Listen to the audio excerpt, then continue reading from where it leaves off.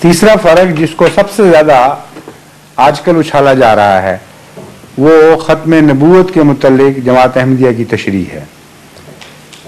غیر احمدی علماء پچھلے تقریباً 100 سال سے شور مچا رہے ہیں، بہت کثرت کے ساتھ اعلان کر رہے ہیں کہ جماعت احمدیہ آیت خاتم النبیین کی قائل نہیں ہے۔ یہ بالکل جھوٹا الزام ہے، ایک ذرہ بھی اس میں سچائی نہیں۔ جماعت احمدیہ قرآن کریم کی ہر آیت کے ہر نقطے پر ایمان ضروری سمجھتی ہے اور ایک ذرے کو بھی نہ منسوخ سمجھتی ہے نہ غلط کہتی ہے، اس لیے الزام درست نہیں۔ تشریح کا جو فرق ہے وہ کیا ہے وہ میں بتا دیتا ہوں، اس سے آپ کو اندازہ ہو جائے گا کہ یہ الزام تشریح کے لحاظ سے بھی سچا ہے یا نہیں۔ جماعت احمدیہ یہ تسلیم کرتی ہے کہ فی الحقیقت ہمارے مخالف علماء کے عقیدے اور ہمارے عقیدے میں کوئی فرق نہیں ہے، صرف اس بات کا فرق ہے کہ وہ امام جس کا وعدہ دیا گیا تھا آ گیا ہے یا نہیں آیا۔ جہاں تک اس کے مقام کا تعلق ہے دونوں یہی مانتے ہیں کہ جس امام نے آنا تھا وہ امتی نائب نبی ہوگا، نئی شریعت لے کر نہیں آئے گا، حضرت صلی اللہ علیہ وآلہ وسلم کے حکم سے باہر نہیں ہوگا، 100% شریعت اسلامیہ ہی کا پرچار کرے گا اور حضور اکرم کا کامل غلام ہوگا، لیکن اس کے باوجود اسے امتی نبی کا لقب ملے گا اور اس میں امتی نبی کی صفات پائی جائیں گی۔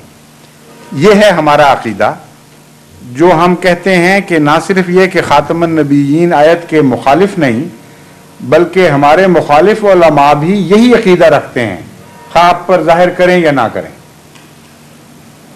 دو انسانوں کا انتظار کر رہے ہیں وہ بھی ہماری طرح، ایک امام مہدی کا اور ایک مسیح کا۔ مسیح کے متعلق تو مسلم میں ایک حدیث موجود ہے جس میں اللہ تعالیٰ کے رسول فرماتے ہیں صلی اللہ علیہ وآلہ وسلم کہ عیسیٰ نبی اللہ نازل ہوگا، عیسیٰ نبی اللہ یہ کام کرے گا، عیسیٰ نبی اللہ وہ کام کرے گا۔ 4 دفعہ مسلم کی حدیث میں آنے والے مسیح کو حضرت محمد مصطفیٰ صلی اللہ علیہ وآلہ وسلم نے نبی اللہ فرمایا۔ اس لیے یہ کہنا کہ مسیح جب نازل ہوگا نبی اللہ نہیں ہوگا بالکل جھوٹ ہے۔ اگر کوئی شخص مسیح کا دعویٰ کرے اور یہ اعلان کرے کہ میں نبی اللہ نہیں ہوں تو وہ رسول اللہ صلی اللہ علیہ وسلم کو جھٹلانے والا ہوگا یا نہیں ہوگا؟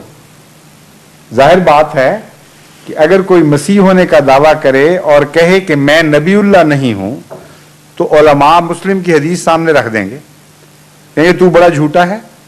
حضرت محمد مصطفیٰ صلی اللہ علیہ وآلہ وسلم نے تو یہ پیشگوئی کی تھی کہ مسیح نبی اللہ آئے گا، تو کہتا ہے میں نبی اللہ نہیں، تو پھر جا اپنے رستے پہ لگ، ہمیں کیا تجھ سے۔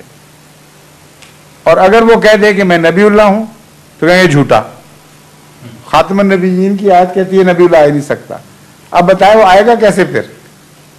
اس لیے ان کے اپنے عقیدے میں نبی اللہ کا آنا شامل بھی ہے اور عملاً جب آئے گا تو اس کا انکار بھی کریں گے۔ اس مصیبت میں پھنسے بیٹھے ہیں، اسی لیے حضرت مسیح موعود کا انکار کیا ہے کہ ان کے عقیدے میں ایک تضاد موجود ہے۔ ایک طرف نبی اللہ کی آمد کے قائل ہیں اور پھر نہیں سکتے کیونکہ مسلم میں حضور نے فرمایا ہے، دوسری طرف آیت خاتم النبیین کا ایسا معنی کر بیٹھے ہیں کہ جو ان کے عقیدے کے مخالف ہے۔ اسی طرح امام مہدی کے متعلق بھی ہم دونوں کا اتفاق ہے کہ امام مہدی کیا ہوگا، اور اس کے باوجود اختلاف بھی ہے، یہی شکل بنتی ہے وہاں بھی۔ امام مہدی کی آمد کے سارے قائل ہیں، ہم کہتے ہیں آ گیا، یہ کہتے ہیں نہیں آیا، صرف یہ فرق ہے۔ لیکن امام مہدی کے متعلق جو 2 صفات ہیں بنیادی، اس سے فیصلہ ہوگا کہ وہ امتی نبی ہے یا نہیں ہے۔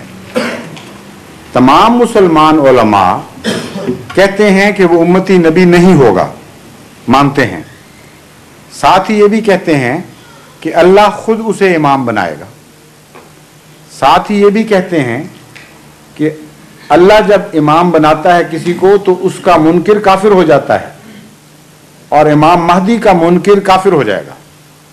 آپ دنیا کے کسی عالم اسلام سے پوچھ لیں کہ یہ 2 باتیں درست ہیں کہ نہیں، کہ حضرت امام مہدی اگر نہیں آئے تو آئیں گے پھر، جب آئیں گے تو کون بنائے گا ان کو؟ الیکشن ہوگا یا خدا بنائے گا؟ خدا بنائے گا۔ جب خدا بنائے گا تو لوگوں کو چھٹی دے دے گا کہ میں نے تو امام بنا دیا، آگے مانو یا نہ مانو؟ یہ تو تمسخر ہے۔ حکومت تو پٹواری بھی بنا دے تو ماننا ضروری قرار دے دیتی ہے اس کا اپنے دائرے میں۔ تو سارے علماء مانتے ہیں کہ خدا بنائے گا اور نہ ماننے والا کافر۔ اب اپنے علماء سے پوچھ لیجئے، ایک مثال دیں مذہب کی تاریخ میں کہ کسی کو خدا نے خود مقرر کیا ہو اور اس کا انکار کافر کر دے اور وہ غیر نبی ہو۔ نبی اللہ کی بنیادی تعریف ہی یہ ہے کہ اپنے طور پر کھڑا نہ ہو، اللہ اسے کھڑا کرے اور اس کے انکار کو کفر قرار دے دے۔ قرآن کریم میں جو مبادیات ہیں ایمان کی، ان میں سے ایک نبی اللہ ہے کہ نبی اللہ پر ایمان لاؤ۔ غیر نبی پر ایمان لانا کہاں ضروری قرآن میں قرار دیا؟ کہیں بھی نہیں قرار دیا۔ تو اس مہدی کو ایک طرف سے نبی اللہ بھی مانتے ہیں کیونکہ اس کو مقام نبی اللہ والا دیتے ہیں، اور دوسری طرف سے انکار بھی کر رہے ہیں کہ وہ نبی اللہ نہیں ہوگا۔ یہ کیا تمسخر ہے؟ سچائی کا طریق یہ ہے کہ جو کسی کا مقام ہے پھر وہی نام بھی تو اس کو، بس صرف یہ جھگڑا ہے نام کا، ورنہ مقام کے لحاظ سے ہمارے اور ان کے درمیان امام مہدی کے بارے میں کوئی اختلاف نہیں ہے۔ وہ بھی کہتے ہیں امتی ہوگا، ہم بھی کہتے ہیں امتی ہوگا۔ وہ بھی کہتے ہیں کامل غلام ہوگا حضور اکرم کا صلی اللہ علیہ وسلم کا، ہم بھی یہی کہتے ہیں، اس میں تو کوئی جھگڑا ہی نہیں ہے۔ اب اگر آپ تھوڑی دیر کے لیے بھول جائیں حضرت مرزا صاحب کو، دعوے کو، جماعت کو، فرض کریں کل سچا امام مہدی آ جاتا ہے، تو آپ اس سے یہ پوچھیں گے کہ نہیں کہ جناب آپ کو کس طرح پتہ چلا آپ امام مہدی ہیں؟ اگر وہ کہے کہ مجھے خیال آیا ہے یا میرا الیکشن ہوا تھا فلاں جگہ، تو آپ کہیں گے ہم تھوکتے بھی نہیں تیری امامت پہ۔ اگر وہ کہے مجھے خدا نے بنایا ہے، تو آپ کہیں گے کس طرح پتہ چلا؟ وہ کہے گا الہام ہوا ہے۔ تو مولوی کہے گا الہام تو ہو ہی نہیں سکتا، وہی بند ہے، کہاں سے آئے گا امام؟ پھر چھٹی ہو گئی نا اس سے بھی۔ اور پھر وہ کہیں گے کہ اچھا ہم تمہیں نہیں مانتے، ہمارے متعلق کیا فتویٰ ہے؟ وہ کہے گا فتویٰ وہی ہے جو ہمیشہ سے چلا آیا، مجھے نہیں مانو گے تو کافر۔ وہ کہے گا اچھا تم ہمیں کافر کہتے ہو، ایسی تیسی تم کافر، تمہارا فلاں کافر، ہم تمہیں اسلام سے ہی نکال کے باہر کر دیتے ہیں، تمہاری چھٹی کراتے ہیں۔ ہوگا کہ نہیں ہوگا؟ ہو چکا ہے، یہی واقعہ ہوا ہے اس وقت۔